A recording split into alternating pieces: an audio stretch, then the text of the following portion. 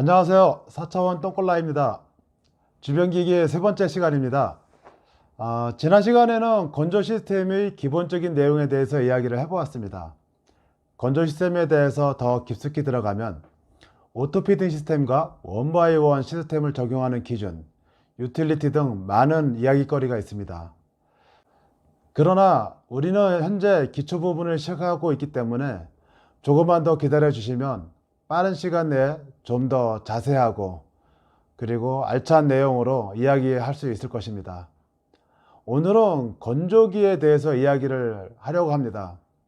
건조란 무엇이며 열풍 건조기와 제습 건조기의 정의와 그리고 수분에 따른 원재료의 구분에 대해서 이야기를 할 것입니다.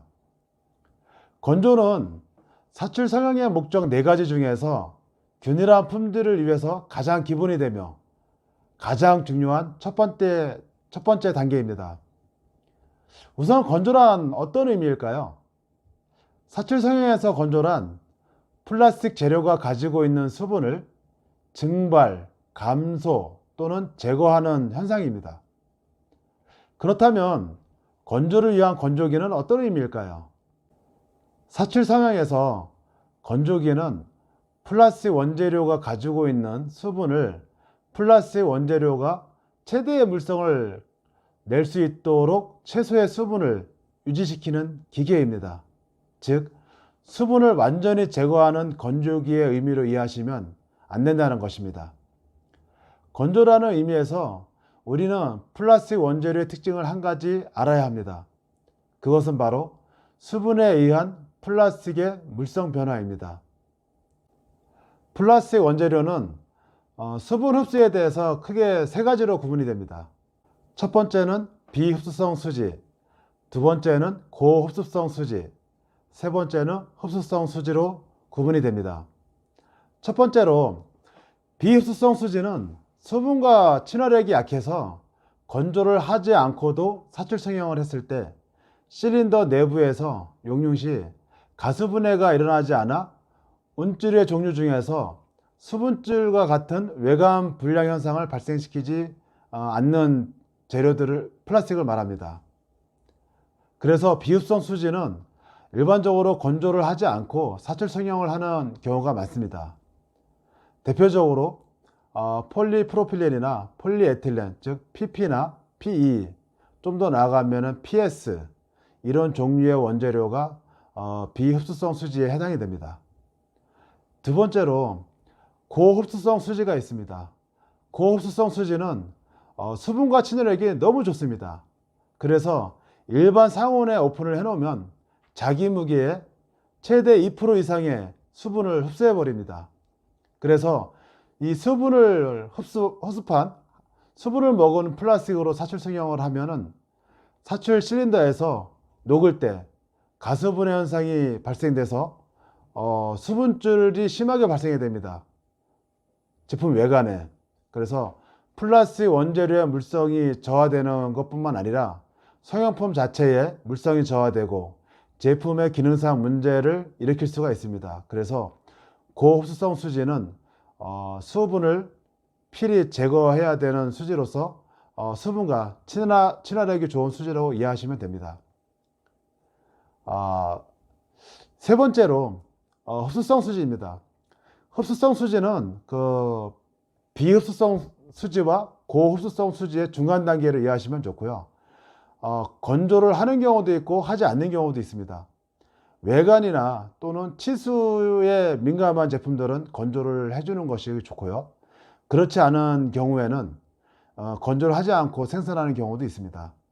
주로 여기 해당되는 제품들이 PMMA, 그리고 ABS, 그리고 TPE, 뭐 이런 종류들이 품질의 수준에 따라서 건조를 하거나 또는 건조를 하지 않는 경우가 있습니다. 그러나 균일한 품질을 위해서는 건조는 어떤 원재료이든 해야 된다는 것이 저의 생각입니다. 그런데 플라스틱 원재료의 수분을 완전히 제거하면 어떻게 될까요? 저는 좀 전에 건조기란 최소한의 수분을 유지시키는 기계라고 말씀을 드렸습니다. 그렇다면 최소한의 수분을 유지시키지 않고 완전히 건조를 하게 되면 플라스틱 원재료는 어떻게 될까요? 한번 예를 들어 보겠습니다. 물에 담긴 종이컵이 있습니다. 그 종이컵 아래에 알코올로 불을 지핍니다. 이렇게 물에 담긴 종이컵을 불을 가열하면 어떻게 될까요? 물이 끓고 증발되기 시작합니다. 종이컵은 물이 담긴 한 타버려서 구멍이 나지는 않을 겁니다. 그래서 종이컵의 기능을 상실하지는 않을 겁니다.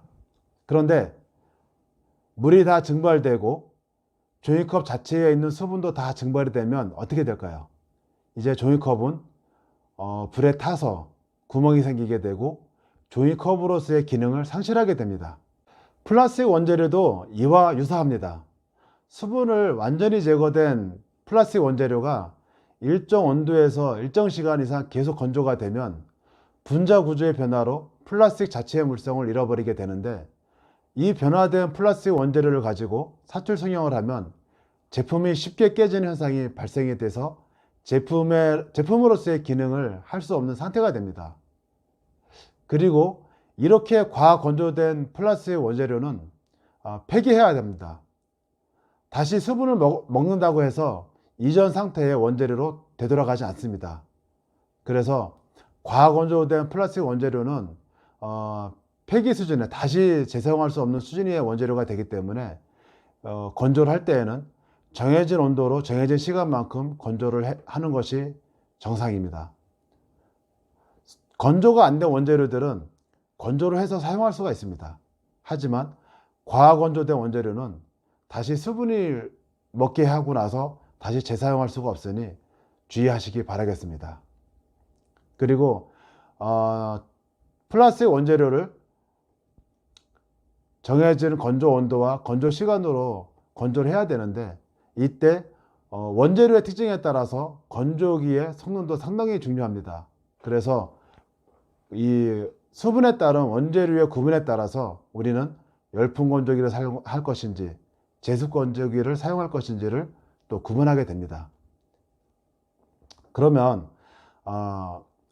이러한 수분 흡수 정도에 따라서 원재료가 구분되듯이 건조기도 수분을 제거하기 위해서 수분을 유지시키고자 발전을 해왔습니다. 그래서 열풍 건조기에서 계속적으로 발전해온 결과 많은 종류의 제습 건조기를 탄생시켰습니다. 또한 건조기를 사용하지 않고 기구적으로 수분을 제거하는 장치들도 개발이 계속되고 있습니다. 건조기를 크게 열풍 건조기와 제습 건조기로 나뉘어집니다. 열풍 건조기는 외부에서 필터를 통해서 흡입한 공기를 히터로 가열하고, 가열된 공기를 재료 호퍼내에 투입하여 재료의 수분을 증발시킨 후 수분을 함유한 공기를 외부로 다시 배출하는 방식이 바로 열풍 건조기입니다. 즉, 외부로 공기가 들어와서 가열하고, 가열된 공기가 원재료에 있는 수분을 빼앗고 다시 밖으로 배출되고, 계속 이렇게 순환되는, 외부 공기가 들어와서 배출되는 그러한 시스템으로 되어 있는 것이 열풍 건조기인 것입니다. 그러다 보니 열풍 건조기는 외부의 공기의 상태에 영향을 많이 받습니다. 여름에 외부의 공기가 수분을 많이 함유하고 있으면 열풍 건조기의 그 수분 건조 능력이 떨어지게 됩니다. 그러나 가을과 겨울같이 외부 공기의 수분이 없는 건조한 날씨일 경우에는 열풍 건조기의 건조 능력도 상당히 상승이 됩니다. 그래서 열풍 건조기는 외부 공기의 수분 함유량에 따른 영향을 상당히 많이 받습니다. 이에 반해서 제습 건조기는 어떨까요? 제습 건조기는 외부에서 들어온 공기가 가열이 되고, 그러니까 건조기가 제습제를 통과하면서 수분을 빼앗기고, 그리고 수분이 없는 공기가 히터를 지나면서 과열이 되고, 이 가열된 공기가 원재료를 지나가면서 원재료 내부에 있는 수분을 빼앗고, 그리고 다시 수분을 함유된 공기는 제습제를 통해서 수분을 제거하고, 그리고 제거된 공기가 다시 가열돼서 다시 원재료에 있는 수분을 또 빼앗고, 이렇게 한 번 들어온 공기가 지속적으로 순환하면서 원재료의 그 수분을 빼앗는 그러한 장치입니다. 그러다 보니까 제습건조기는 외부의 공기의 수분 함유량에 따른 영향을 크게 받지 않습니다. 덜 받습니다. 근데 그 받는 정도가 열풍 건조기에 비해서는 상당히 덜 받는다는 것입니다. 아무래도 건조기는 여름보다는 겨울에 성능이 더 좋고요. 그리고 여름에 열풍 건조기의 성능이 떨어지다 보니까 열풍 건조기의 성능을 올리기 위해서 일부 공장에서는 이동식 에어컨에서 나오는 공기를 열풍 건조기의 공기 투입구에다가 연결시킴으로써 열풍 건조기의 성능을 향상시키는, 그렇게 사용하는 업체들도 있습니다. 그렇게 사용하는 방식이 나중에 제가 다음 시간에 알려드릴 압축 공기 제습 건조기라는 것입니다. 즉 공기의 수분을 미리 기구를 통해서 제거한 다음에 건조기로 유입시켜서 건조하는 방식인 것입니다. 플라스틱 원재료의 수분 흡수 특징에 따라서 일반적으로 비흡성 수지는 열풍 건조기를, 고흡수성 플라스틱은 제습 건조기를, 그리고 흡수성 수지는 품질 수준에 따라 열풍 건조기 또는 제습 건조기를 사용합니다. 몇 년 전만 해도 제습 건조기의 가격이 고가여서 제습 건조기를 사용하기가 부담스러웠지만 최근 제습 건조기의 가격이 많이 하락했습니다. 그래서 제습 건조기 사용에 대한 부담이 많이 줄었습니다. 최근 소형물을 생산하는 업체를 방문했습니다. 그 업체에서는 주로 PC, PA, 그리고 글라스 파이버가 함유된 원재료들을 많이 사용하고 있는데, 1차에서 열풍 건조기를 사용하면서 제품을 생산하다 보니까 수분줄에 대한 불량이 많이 발생했다고 합니다. 대략 10%에서 20% 정도. 그래서 2차로 압축 공기 건조기를 적용하는 건조 시스템을 구축을 했는데 운줄 불량이 제거돼서 상당히 품질이 좋아졌다는 얘기를 들었습니다. 이 업체도 10kg용 제습 건조기를 구매하는데 예전에는 대략 300에서 500만 원대였는데 200만 원대로 하향이 돼서 과감히 제습 건조기에 투자할 수 있었다고 얘기를 해주셨습니다.